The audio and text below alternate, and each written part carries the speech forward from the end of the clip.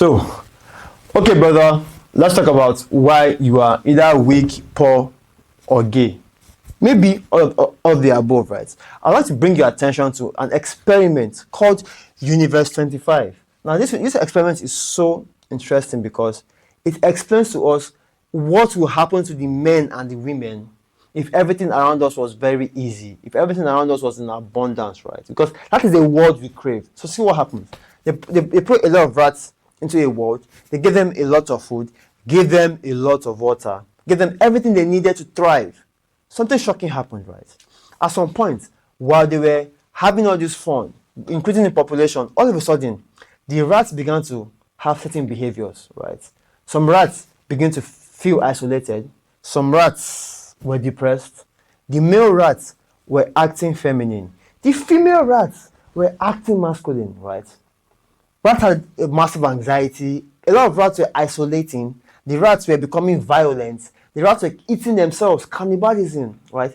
You even had situations where rats were grooming for all day. And if you get to realize it, every single thing that happened at that point, at that peak population era of the experiment, is happening right now.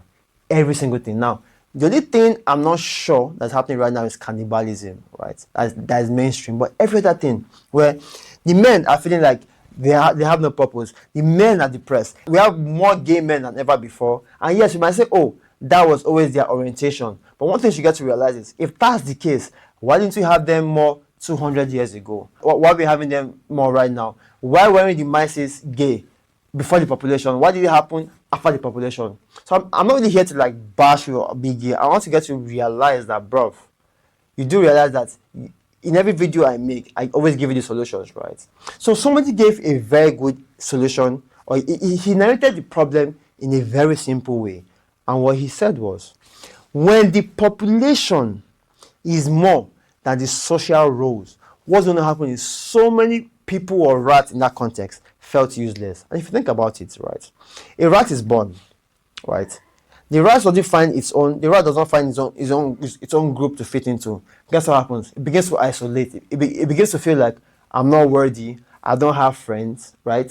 At some point, it begins to attack those that have friends, right? Something you see in kids, right? Where they feel like I'm really not needed. We put kids into classrooms of what? So many students, and before you know it, a lot of kids feel like I'm really not needed here. This doesn't really feel right, and before you know it, that is how it begins to become isolated. And before you know it, it's going to grow up. And that's exactly what is happening right now when we speak about the male loneliness.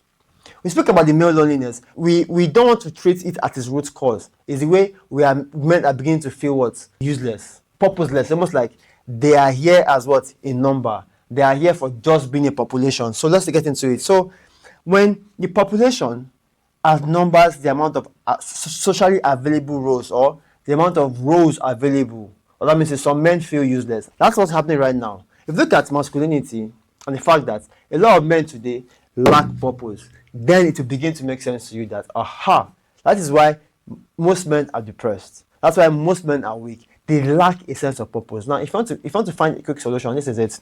In your life, what you need are challenges. Because think about it, right? Before I even speak about the solutions, look at this saying about heaven and hell. I had to write it down because every single day that I go through struggles, I write them down, right? It says that the road that leads to heaven feels like hell, but the road that leads to hell feels like heaven. What that means is everybody wants this abundant life. Everybody wants a stress-free life. But bruv, that shit is a disaster. That shit does not lead you to anywhere. That's why most men who are depressed are men who are not on their purpose. That's why in all of my videos, I try my possible best to tell you, bro, be on your purpose. So what is a purpose? See, you can have different definitions for a purpose because, bro, I help guys find their purpose. So first, your purpose could be a problem you have solved for yourself. You enjoy solving for other people. That is your purpose, right? Or again, another definition, because I'm going to be using like different approaches, right? Another definition is this. What will somebody benefit from me just being alive? And it doesn't have to be something that is so grandiose like saving the world. It is, if you can know how your role, the thing you do, makes other people happier or makes the world a better place, that's your purpose. It could be in your community. but how can I make somebody else's life better? How can I make the life around me better? That could be your purpose, right? So simple. Your purpose is what you do. It could be your job, but just you have to be your purpose, focus on it. Because, bro, as a man, there's no man who is not on his purpose and is happy. You will never see any man. Instead, what you see is that same man will always will fall for vices, fucking addictions, right? He's going to be bored, and before you know it, depression kicks in. So, back to you need a challenge. You need to have a purpose driven, and you need a brotherhood. You see, if you give any man any of these three things, he's going to be happy for life. Take away these things, because take away challenges because without a challenge, you can't have a purpose, right? Your purpose is always rooted in some challenges, right? That's why I tell people that your insecurities are like a gift. If you fix your insecurities and you help other people fix that same insecurity, bro, you found a gold mine there, right? The third thing here now is the brotherhood, right? Your brotherhood is just what you and your guys, right, that share values and belief. I'm saying you and your guys that share values and belief because a lot of times I see a lot of guys trying to force people to become their brothers. I'm like, no.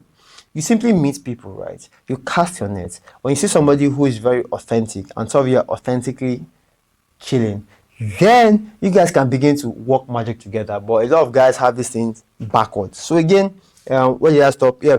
Then we have the male loneliness epidemic when it comes from overpopulation, where the average man feels like he's worthless, he's useless, he's a number, he's a population in the paper, right? Now, like I said, it's gay, right? A lot of guys feel like right now their orientation is what? Homosexual. Now, if you believe that's it, that's your luck, right? That's your luck.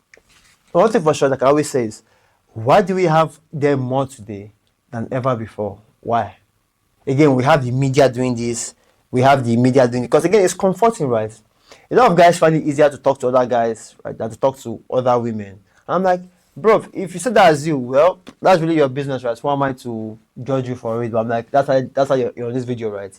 Because you probably realize, want to know why men today are weak, poor, and gay as fuck. So the next thing now is the beautiful ones, right? Because some male rats exhibited a particular dating strategy, which is some of them did not have the confidence to talk to women. So what happens is they would literally spend their entire day grooming, thinking that would attract women to them, right? I tell you that, bro, and trust me, most of them would do it and women wouldn't come because to some extent, there are things that they lacked that were not masculine, right?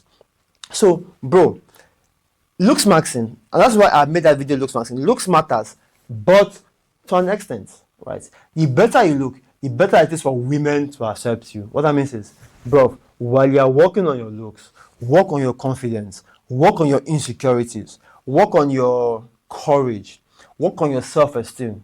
Because if you don't have any of these things and you have the looks, trust me, women will come your way, right? Women will come your way. Some women, when women shoot their shots, they just come around you, they walk around you, and if you notice them, in their minds, they shot their shots. Only a very few women, right, would approach you and say, hey, you look good, I think I like you, can we be friends? Only very few women have the audacity. That's why I tell you that, bro, while your looks maxing, see your looks maxing as a way to make approaching women easier. Because if you look very, very good, right, if you look very, very good, if you look very decent, trust me, when you approach women, it is actually easier for them to talk to you, right? Now, one thing I wrote here is a 9 to 5. Because a lot of men are looking for this comfortable route, right? This route of saying, you know what, let me work a safe job. A safe job will bring me stability. I'm meant to say, bro, that life will lead you to a life of comfort, which is exactly what the rats began to feel, right? And when they hit a certain population with so much comfort, no stress, it became a problem. Now, your 9 to 5 will make you comfortable, right? Then before you know it, mediocrity kicks in. So what should you do as a man, right? Because I'm not someone to bash a 9 to 5. I'm a fucking realist, right? A 9 to 5 should be seen as a stepping stone towards a better future, right? Your 9 to 5 should be seen as a gateway to something else. I tell you this. Work in a 9 to 5 that forces you to grow. If a 9 to 5 is not forcing you to grow, then you have a problem down the line, right? So your 9 to 5 should be one that you challenge yourself.